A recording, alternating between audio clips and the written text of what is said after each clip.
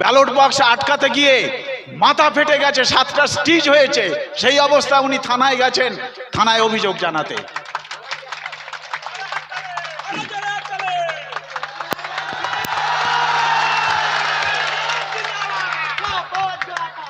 পঞ্চায়েত ভোটে ভোট লুট করে আবির মেখে হই হই করেছিল।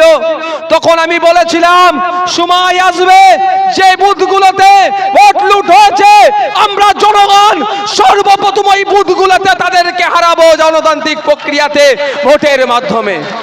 আমার মূল্যবান ভোট যারা চুরি করেছিল, তখন সেন্ট্রাল ফোর্স ছিল না বা স্টেট ইলেকশন কমিশন যিনি ছিলেন, ওয়েস্ট বেঙ্গল স্টেট ইলেকশন কমিশনের ভূমিকাও কি ছিল আমরা দেখেছিলাম।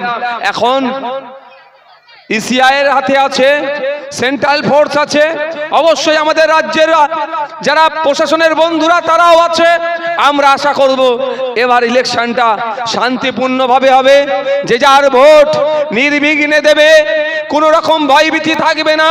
সেইগুলোকে উপেক্ষা করে বাংলার মানুষ, দেশের মানুষ এগিয়ে আসবে। দেশের সর্ববৃহত্তর গণতন্ত্রের উৎসব গণতান্ত্রিক প্রক্রিয়াতে তারা পালন করবে। যার যাকে ভালো লাগবে সে তাকে ভোট দেবে, এটা ইনশিওর করতে হবে প্রশাসন তথা ইসিআই কে, তাই তো নাকি ভাই? একটা গণতান্ত্রিক ভাইজানের জন্য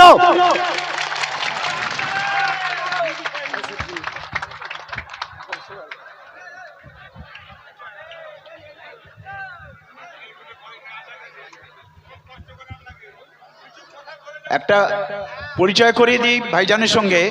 গত পঞ্চায়েত ভোটে আমাদের এখানে প্রার্থী ছিল রহমতুল্লাহ এবং তার সমস্ত কাজ করেছে আমিনুর। এই ভাই আবু তাহের দা ব্যালট বক্স আটকাতে গিয়ে মাথা ফেটে গেছে, 7টা স্টিচ হয়েছে। সেই অবস্থা উনি থানায় গেছেন, থানায় অভিযোগ জানাতে।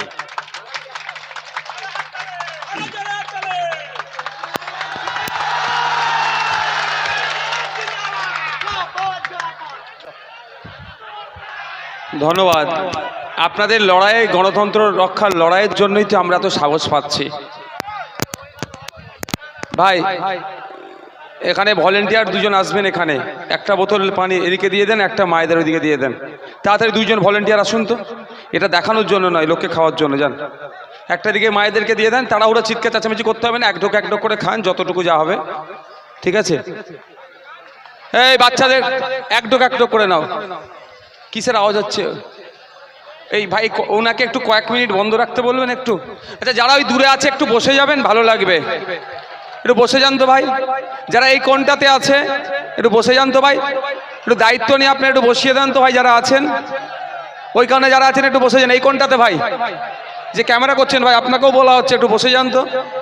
এই লেগে যাবে ভাই, লেগে যাবে, একটু বসে যান তো। আর ভাই এটা আপনারা দাঁড়িয়ে আছেন বলে হাওয়াটা ঢুকতে পারছে না, প্রচন্ড ভিতরে গরম হচ্ছে। আপনারা বসে গেলে হাওয়াটা ক্লিয়ার হবে। আপনি একটু বসে যান তো ভাই, হাওয়াটা ক্লিয়ার হতে দেন, প্রচন্ড গরম ভিতরটাতে। আপনারা একটু বসে যান ভাই, বসে যান ভাই, আপনাদের বসে যেতে বলছি, অনুরোধ করছি। হাওয়া ভেতরে ঢুকছে না, ভেতরটা অসুবিধা হচ্ছে। একটু বসে যান ভাই, ভাই একটু বসে যান তো ভাই, হাওয়াটা ক্লিয়ার হচ্ছে না, অসুবিধা হচ্ছে। যারা ভলেন্টিয়ার ভাই আছেন তারা এবং ভাই আপনারা নিজেরা ভলেন্টিয়ার হয়ে বসে যেতে হবে। আপনারা বসে যান তো, হাওয়াটা ক্লিয়ার হচ্ছে না।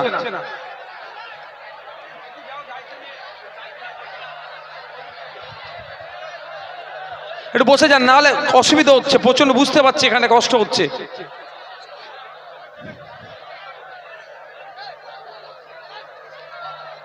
ভাই বসলে আপনারাও শুনতে ভালো লাগবে এবং এখন হাওয়া ক্লিয়ার হচ্ছে, হাওয়া যাতায়াত হচ্ছে। একটু দেখুন হাওয়া ঢুকছে তো এবার ভিতরে। ভাই একটু বসে যান না, অন্তত এই সাইডটা ক্লিয়ার করে দিন।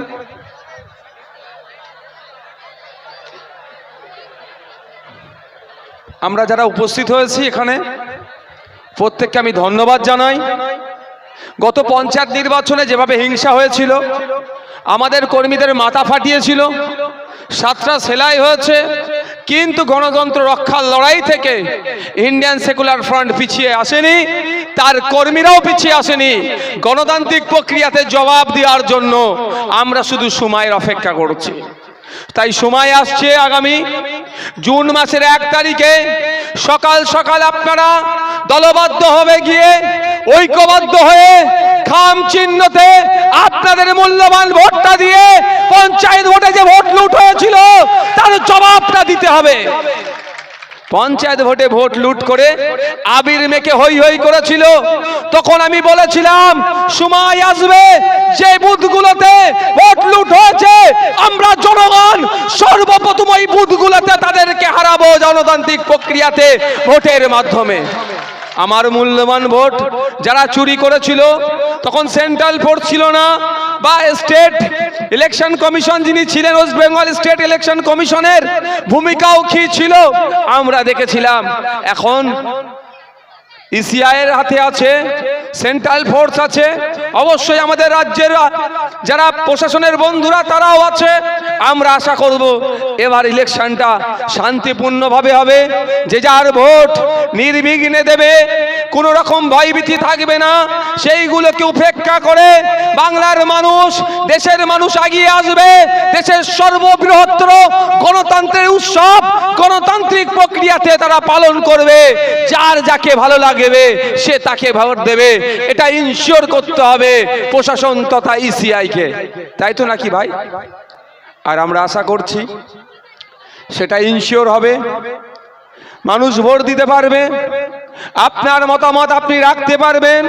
তাই আপনাদের বলবো, বিভিন্ন রাজনৈতিক দল আসবে, তারা তাদের মতো ভোট চাইবে, বিভিন্ন দলের পক্ষ থেকে প্রার্থীরা এসে বিভিন্ন কথা বলবে, মিষ্টি মিষ্টি কথা বলবে, আবার কেউ ধর্মীয় বিভাজনের কথা বলবে, কেউ জাতে জাতে লাগিয়ে দেওয়ার কথা বলবে, কেউ বন্যে বন্যে লাগিয়ে দেওয়ার কথা বলবে। কিন্তু দুঃখের বিষয়, ভোট আসলে কেউ বড় তিলক কেটে মুসলিম হিন্দু সাজে, ভোট আসলে কেউ মাথায় টুপি দিয়ে, মাথায় ঘুমকা দিয়ে, হাজি রুমাল চড়িয়ে মুসলিম সাজে। কিন্তু দুঃখের বিষয়, ভোট আসুক আর নাই আসুক, আমার জনগণের বন্ধু সাজতে তাদেরকে দেখতে পেলাম না। জনগণের অভাব অভিযোগের কথা দেশের পার্লামেন্টে তাদেরকে বলতে দেখতে পেলাম না। সুন্দরবনের মানুষের যে অভাব অভিযোগগুলো আছে, জয়নগরের বাসীর যে অভাব অভিযোগগুলো আছে, সেইগুলো পার্লামেন্টে গিয়ে বলতে শুনলাম না। কি দেখলাম? তারা গিয়ে কিভাবে সেলফি নেওয়া যাবে, টিকটক ভিডিও কিভাবে করা যাবে, তাতেই ব্যস্ত হয়ে গিয়েছে। আমরা এই জয়নগরের মানুষেরা, আমরা সুন্দরবনের উপকূলীয় অঞ্চলের মানুষেরা কেন ভোটটা দিয়ে তাকে পার্লামেন্টে পাঠিয়েছিলাম? আমরা কৃষকরা কেন ভোটটা দিয়ে পার্লামেন্টে পাঠিয়েছিলাম? আমরা মায়েরা, আমরা বাপেরা, আমরা ভাইয়েরা মূল্যবান ভোটটা দিয়ে কেন পার্লামেন্টে পাঠিয়েছিলাম? যে আমাদের হয়ে একজন প্রতিনিধি পার্লামেন্টে যাবে, আমাদের কথা বলবে, মায়ের কথা বলবে, বাপের কথা বলবে, ছাত্র যুবর কথা বলবে, সুন্দরবনের মৎস্যজীবীর কথা বলবে, জয়নগরের কৃষকদের কথা বলবে, জয়নগরের ডেলিভারদের কথা বলবে, সর্বোপরি জয়নগরের নাগরিকের কথা পার্লামেন্টে গিয়ে বলবে। এই সমস্যাগুলো আছে, এটা সমাধান করতে হবে, এই আওয়াজ সে তুলবে। কিন্তু দুঃখের বিষয়, আমরা যাদেরকে পাঠিয়েছি, ইতিপূর্বে আমরা 17 বার ভোট দিয়েছি, ভোট দিয়ে পার্লামেন্টে পাঠিয়েছি আমাদের সমস্যার কোন সমাধানের জন্য। কিন্তু দুঃখের বিষয়, সমস্যার সমাধান তো দূরের কথা, ক্রমশ আমাদের সমস্যা বেড়ে যাচ্ছে। নদীর পাড় ভাঙতে ভাঙতে আমাদের কৃষিজ জমি, আমাদের বাড়ি ঘরদোর সব নদী গর্ভে তলিয়ে যাচ্ছে। সেটাকে সংরক্ষণ করা বা সেটাকে গাড়োয়াল দিয়ে আটকানোর কথা পার্লামেন্টে হচ্ছে না। আমার মায়েদেরকে ধন্যবাদ জানাবো, 1012 লক্ষ্মী ভান্ডারের কাছে মাথা নত করেনি, অধিকারের জন্য আমার মায়েরা উপস্থিত হয়েছে। আমার মায়েরা উপস্থিত হয়েছে এই সুন্দরবন প্রত্যন্ত এলাকার কৃষকদের অধিকারের কথা বলার জন্য। আমার মা বাপ ভাইরা উপস্থিত হয়েছেন এই সুন্দরবন সহ জয়নগরের মৎস্যজীবীদের কণ্ঠ হওয়ার জন্য। আমার মা বাপ ভাই বোনেরা উপস্থিত হয়েছেন। শুধু 1012 দিয়ে খান তোলা হবে না, এখানে যে চিকিৎসা পরিষেবার মান তলনিতে চলে গিয়েছে, তার আগে ডেভেলপ করতে হবে, তার জন্য উপস্থিত হয়েছেন। মায়েদেরকে আমি বিশেষভাবে ধন্যবাদ জানাই ইন্ডিয়ান সেকুলার ফ্রন্টের পক্ষ থেকে, যে আপনারা উপস্থিত হয়ে রাজ্য সরকার, কেন্দ্র সরকারকে এই বার্তা দিচ্ছেন যে শুধু বিভাজনের রাজনীতি করে আমাদের ভোটকে নেওয়া যাবে না, 1012 টাকা দিয়ে আমাদের ভোটকে নেওয়া যাবে না, আমাদের প্রকৃত উন্নয়ন করতে হবে, নাহলে আপনারা আমাদের ভোট পাবেন না। তাই তো নাকি মায়েরা? 1000 টাকা 1200 টাকা আপনার হাতে ধরাচ্ছে, কিন্তু দুঃখের বিষয় এই ফুটফুটে বাচ্চাগুলোকে যারা কোলে নিয়ে আছেন বা পাশে নিয়ে বসে আছেন, তারা যে প্রাইমারি স্কুলে যায় একটু খোঁজ নিয়ে দেখুন। আপনাদের বাচ্চাগুলো যেখান থেকে বুনিয়াদী শিক্ষা অর্জন করে, যেখান থেকে ভিত তৈরি হয়, সেই সমস্ত শিক্ষা প্রতিষ্ঠানে খোঁজ নিয়ে দেখুন। আপনাদের এলাকার যে প্রাইমারি স্কুল আছে, আপনাদের বাচ্চারা 300-400 বাচ্চা যে সেখানে পড়াশোনা করে, কিন্তু দুঃখের বিষয় 3 থেকে 4টে টিচার। ফলে কি হয়, যে টিচার এসে তালা খুলছেন সেকেই গ্রুপ ডি এর ভূমিকা পালন করতে হচ্ছে, তাকেই ঘন্টা মারতে হচ্ছে, তাকেই প্রেজেন্ট করতে হচ্ছে, তাকেই মিড ডে মিলের দায়িত্ব দেখতে হচ্ছে। ফলে আপনার আমার বাচ্চারা যারা প্রাইমারি স্কুলে গিয়ে পড়াশোনা করছে, আমার আপনার অত অর্থ নয় বেসরকারি স্কুলে দিয়ে মাস গেলে 10,000 টাকার ফিস মাইনে দিয়ে আপনার আমার সন্তানগুলোকে আমরা পড়াবার মতো আমাদের সামর্থ্য নয়। আপনার আমার সন্তানগুলো প্রাইমারি স্কুলে যাচ্ছে, সেখানে শিক্ষকের অভাবের ফলে যখন বাড়ি আসছে আমরা হয়তো বুঝতে পারছি না, কিন্তু এদের ভবিষ্যৎগুলোকে ধ্বংস করে দিচ্ছে এই রাজ্য সরকার। তাই বলবো, আওয়াজ তুলুন। 500,000 পরে হবে, আগে প্রাইমারি স্কুলগুলোতে টিচার দিতে হবে, শিক্ষক দিতে হবে, ডাস্টার দিতে হবে, টেবিল দিতে হবে, এবং আমি আওয়াজ তুলেছি কম্পিউটারও দিতে হবে। প্রাইমারি স্কুল থেকে আওয়াজটা মায়েদেরকেও তুলতে হবে। কি মায়েরা উঠবে তো নাকি?